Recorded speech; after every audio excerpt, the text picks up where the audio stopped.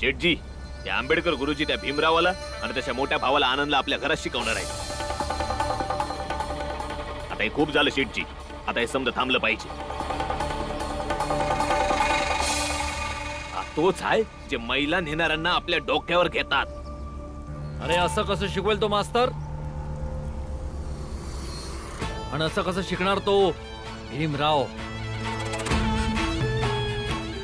चला चला चला तर मग मी पण येतो अन बघतो कोण भीमरावला शिकण्यापासून अन गुरुजींना शिकवण्यापासून थांबवतो.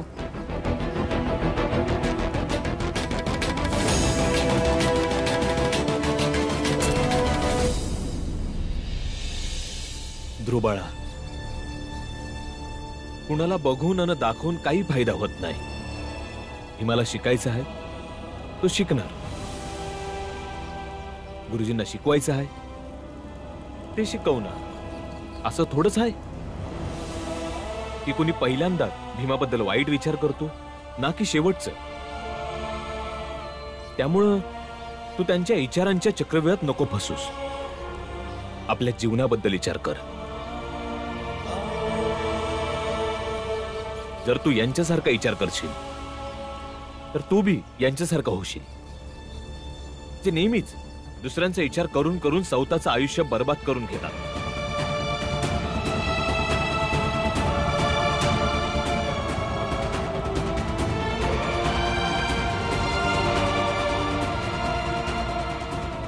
ध्रुबाळा, मनुष्याला नेहमी ठरवावं लागतं की तो कोणाच्या बाजूने आहे,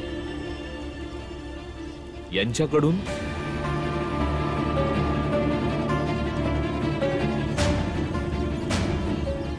का भीमरावाकडून.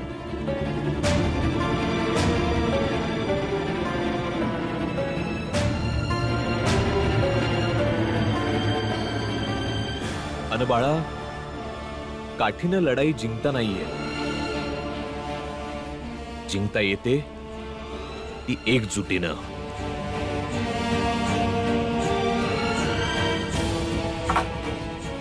तर मग काका मी भीमकडून आहे आणि भीमची लढाई मी पण लढेन. अरे रामजी, तू अशा फालतू गोष्टींना उठावदार शब्दात सांगशील तर काय क्रांती होणार आहे? काका बोलू द्या ना, तुम्ही ऐकायचं आणि मी पण आजपासून नाही ऐकणार. तुम्ही जा, मी पण आता बाळदादा सोबत कामाला जातो आणि भीमरावाला जेव्हाही गरज लागेल तेव्हा मी त्याच्या सोबत असेल.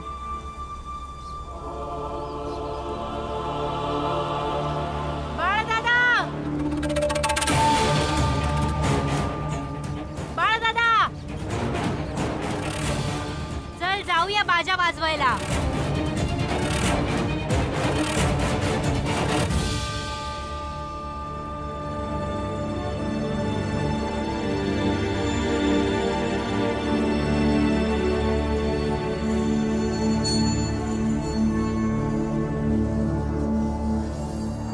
शेठजी, मनाला पक्क बनवा बरं का. यो रामजी सकपाळ जेवढं काय बोलला त्याचं चांगलंच उत्तर देऊ. तुम्हाला माहिती आहे शेठजी, यो रामजी सकपाळ एवढ्या मोठ्या मोठ्या गोष्टी का करत होता? कारण त्यानं तुमच्या मुलाला तुमच्यापासून दूर केलं, आणि फक्त दूर नाही केलं तर त्याला आपल्या वाणीच बनवलं. आणि आजकाल ते आंबेडकर गुरुजी बी त्यांच्यात मिसळले आहेत. तुम्ही त्या रामजी सकपाळचा जोर पाहिला का? हा जिंकण्याचा जोर आहे. या लोकांना वाईट हरवावं लागणार आहे, ज्यानं याच्या पिढ्यांना कैक युग आठवण राहील आणि विसरून जातील का शिकणं, सवरणं, शाळा, पुस्तक यांच्यासाठी बी आहे. तर चला मग, आज निर्णय होऊनच जाऊ दे.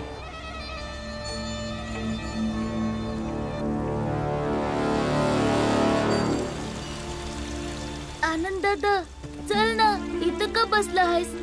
गुरुजींकडे शिकायला जायचंय ना. भीम, हे आता अति होत नाही का? तू आंबेडकर गुरुजींकडे शिकायला जाशील तरी बी मला घेऊन जाशील? मला सोड ना, माझा अभ्यासात मन नाही लागत. आनंद दादा, तुला यावंच लागेल माझ्या बरोबर, नाहीतर मी बाबांना सांगेन. चल. भीम,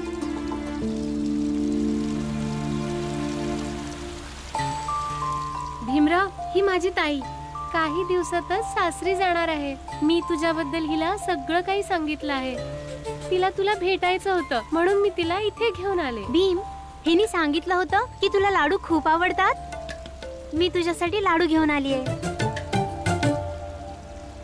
पाहिलं भीम, माझी बहीण माझ्या भावाला भेटायला किती तयारी करून आली आहे. वय भीम, माधवीची ताई म्हणजे तुझी बी ताईच झाली वय ना. नाही, मी तुमचा भाऊ नाही होऊ शकत आणि तुम्ही माझ्या बहिणी बी नाही होऊ शकत आणि मी या लाडू नाही घेऊ शकत. अरे काय झालं भीम तुला? मी तुमचा भाऊ नाही.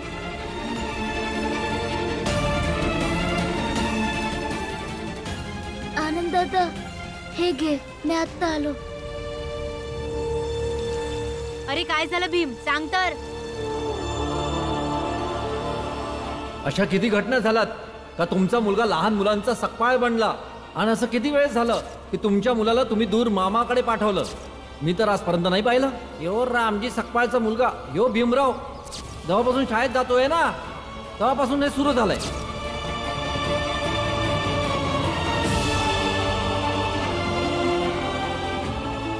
अरे भीमा, काय झालं? काय नाही, काहीतरी विसरलं होतं.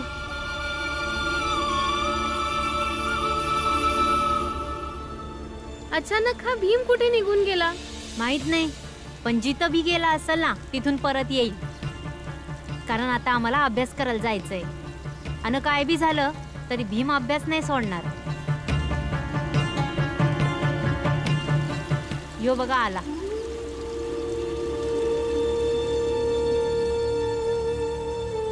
हे घे माधवी, माझी एवढी योग्यता नाही का मी तुझा भाऊ बनू शकेन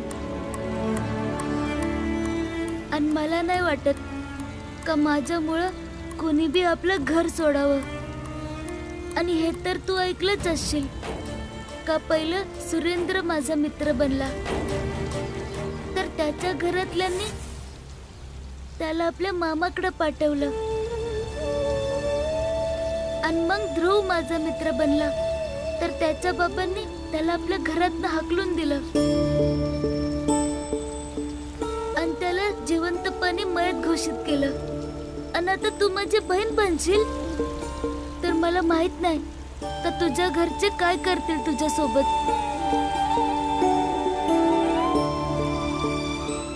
आणि एका भावाचं कर्तव्य असतं त्याच्या बहिणीचं रक्षण करण्याचं. पण कुण्या भावाच्या साथ दिल्यानं जर बहिणीचं घरच ढासळत असेल तर त्यानं ते नातं तोडायला पाहिजे. आपल्या बहिणीच्या सुरक्षेसाठी मला माफ कर.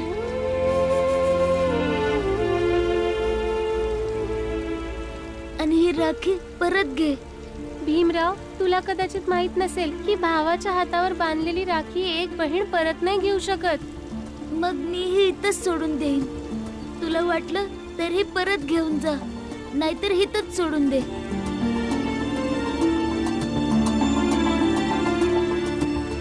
कारण यामध्ये माझी लाचारी तुझ्या सोबत आहे.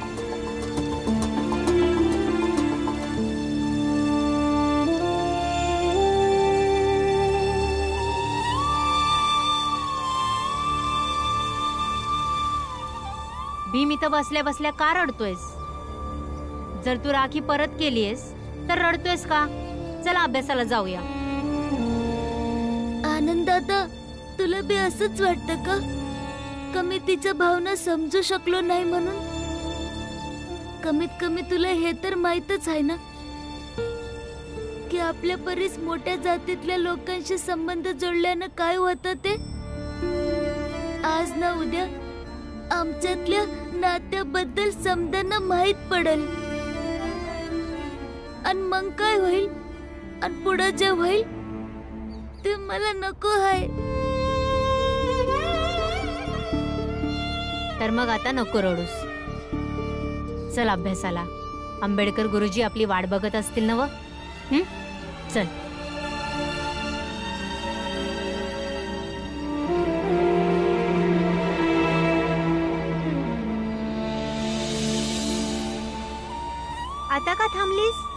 आता रडतच राहशील का घरी चालशील? ताई मला घरी जावंसं नाही वाटत आहे. बघ, आपल्याला इथे कोणी पाहिलं ना तर गोंधळ होईल. तुला माहित नाहीये का, ज्या मुलीचा पाठवणीचा दिवस ठरतो ना तिनं असं बाहेर फिरणं बरोबर नसतं. आणि आता तुझ्या नादी लागून मी पण घराबाहेर पडली आणि आता तू अशी करतेस. चल.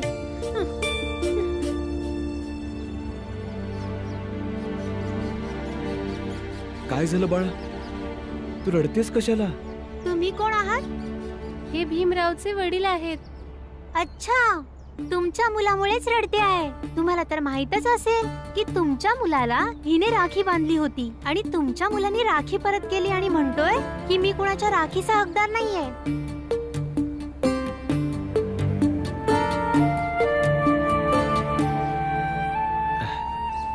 कुठं आहे राखी? मला दे.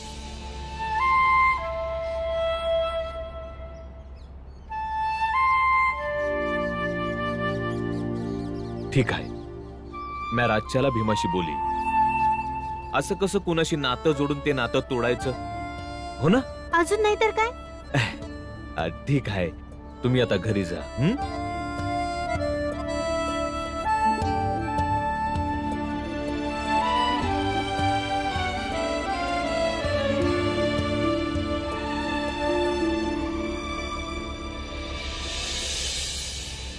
कबीर दासांच्या या दोह्याचा अर्थ असा आहे, चांगले आणि खरे लोक नेहमीच वेगळे राहतात, तर दुसरीकडे खोटे आणि वाईट लोकांची नेहमीच गर्दी असते.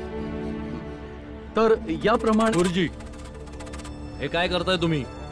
जर पंचायतीने निर्णय दिलाय की छोट्या लोकांची मुलं शिक्षणापासून दूर राहतील, तर तुम्ही या लोकांना इथे बसून पंडित बनवण्याचा घाट का घातलाय? फाडून टाका समजा, फाडून टाका, पुस्तकं फाडून टाका. अरे अरे खाली फेक, खाली फेक. हा काय आगाऊपणा आहे? शाळेत न शिकवण्याची गोष्ट झाली होती. हे माझं घर आहे, इथं माझी मर्जी चालेल. जर मी या मुलांना घरी शिकवतोय तर तुम्ही कोण मला थांबवणार आहे?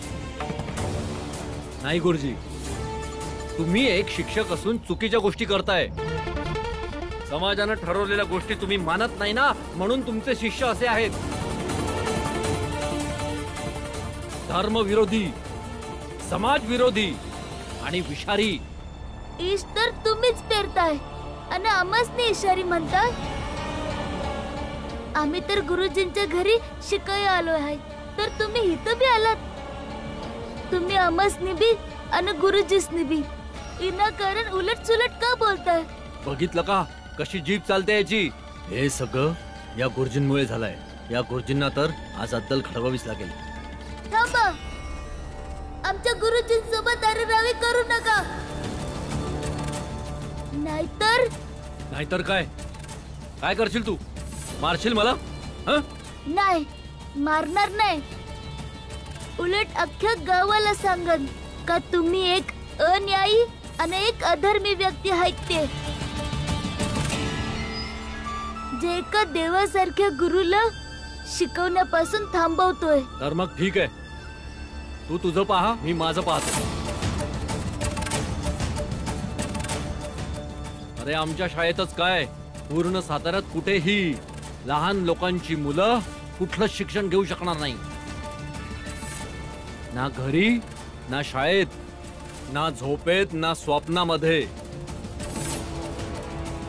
यांना सांगायला लागेल की शिक्षण यांच्यासाठी नाही बनलंय. तर तुम्ही पूर्ण एका समाजालाच शिक्षणापासून वंचित ठेवणार? शेठजी, या पृथ्वीवर तर मोठ्या मोठ्या लोकांचा घमेंड टिकू शकला नाहीये. इतिहास साक्षी आहे. आम्हाला इतिहास शिकवू नका, स्वतः वाचा. इतिहासात तर हे लोक आमच्या मलमूत्रापेक्षा हे घाण जीवन जगत होते, आणि हेच काम हे लोक चांगले करतील हेच योग्य आहे. आणि राहिली गोष्ट शिकण्याची, तर ते आम्ही आणि आमची मुलं शिकू. जर तुम्ही तुमच्या मुलाच्या शिक्षणावर आणि त्याच्या संगोपनावर लक्ष दिलं असतं तर तुमचा मुलगा आज आमच्या सोबत नसता, आणि दुसऱ्यांच्या मुलांचं शिक्षण थांबवायला तुम्ही असं कधीच वागलं नसतं. पण विटंबना तर हीच आहे का ज्याला स्वतःच्या मुलाची पर्वा नाही आहे तो पूर्ण समाजातल्या मुलांची पर्वा कशी करेल?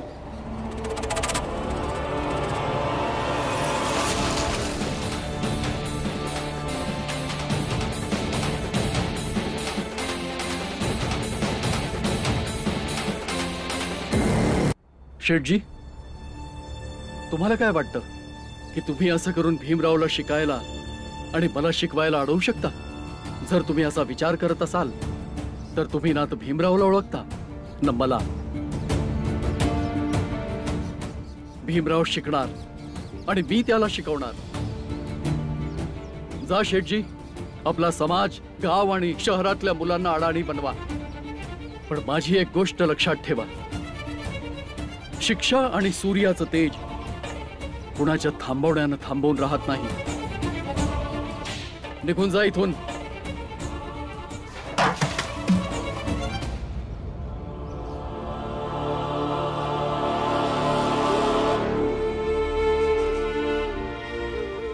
भीमराव, हे घे, पुसून घे. नाही गुरुजी, आम्ही असंच जाऊ. तू ओलित्याने घरी जाणार? समद्या लोकांनी सांगन का शेठजी आमच्या सोबत कसं वागले ते. पण भीमराव याने काय होईल? लोकांनी माहित पडेल का शेठजी कसा माणूस आहे, ते किती वाईट माणूस आहे. मी समदासनी सांगन शेठजी खालच्या जातीच्या लोकांचे नाही तर शिक्षणाचे वैरी आहेत. आणि जो शिक्षणाचा वैरी असतो तो समाजाचा वैरी असतो. आणि जोवर या समाजातला एक एक व्यक्ती शिक्षित होणार नाही तोवर या समाजाचा विकास होणार नाही.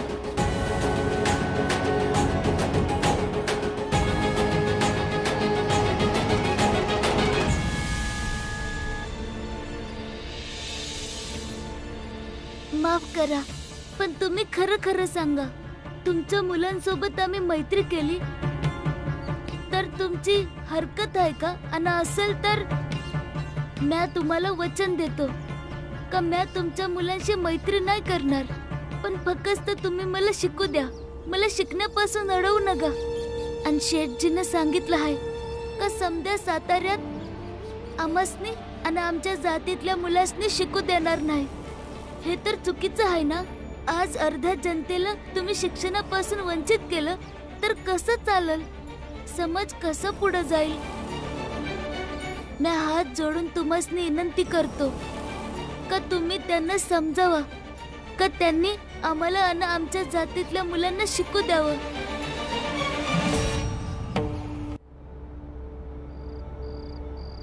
भीमबाळा, आपल्या घराकडे बघ आणि सांग, हे आपलं घर वादळामध्ये, पावसामध्ये, उन्हामध्ये उभं का असतं? पडत का नाही?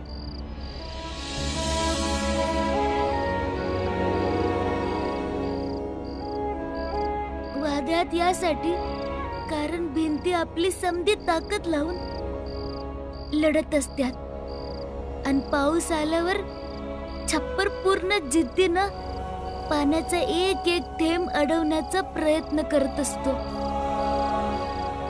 प्रयत्न करतात कारण ते जबाबदार असतं. नाहीसं होईपर्यंत आपली जबाबदारी निभावते.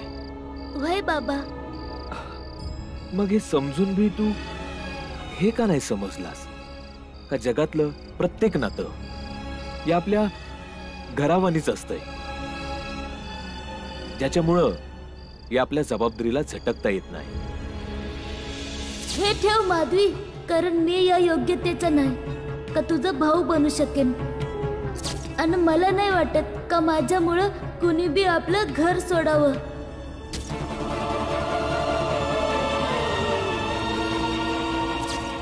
आज मी सगळ्या गावासमोर घोषणा करतो की आजपासून ध्रुवाशी माझा काही संबंध नाही. आजपासून हा माझ्यासाठी मेला आणि मी याच्यासाठी.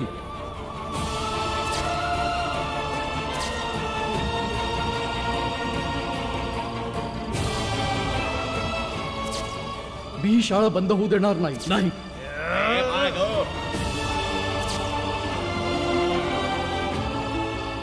बाबा, मला कुणासाठी अडचण नाही बनायचं. आणि तुम्हासनी हे ठाऊकच आहे ना की ज्या मुलांनी माझ्याशी मैत्री केली त्यांचा या समाजानं काय हाल केलं ते. अरे असं कसं शिकवेल तो मास्तर? आणि असं कसं शिकणार तो भीमराव, भीम, ही तर संघर्ष यात्रेची सुरुवात आहे. तू कोणत्याही भीतीनं, कोणत्याही त्रासानं आपल्या जबाबदारीपासून मागं फिरू शकत नाही. मी तुला घेणारे संशय, भीती या समध्या भावनांपासून मुक्त व्हायला मदत करीन. आपल्या समाजाला मिळणाऱ्या वंचनापासून मुक्ती देणाऱ्या मार्गावर तुला बस कधी थांबू नाही देणार.